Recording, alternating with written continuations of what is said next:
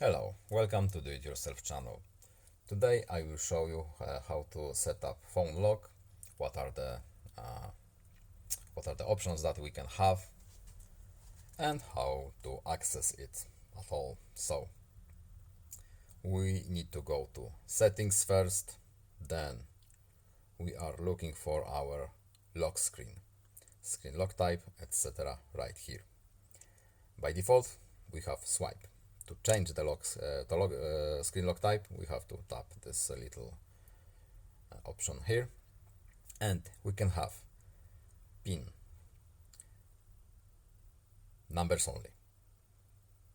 Then we have password, numbers and letters, big and small. Pattern, we can draw a little picture using our 9 dots here. Swipe, and just none. We can also add our face and fingerprints if we want to. That's all. I hope this video was helpful to you. Please leave a like and subscribe. Have a nice day and see you next video. Goodbye.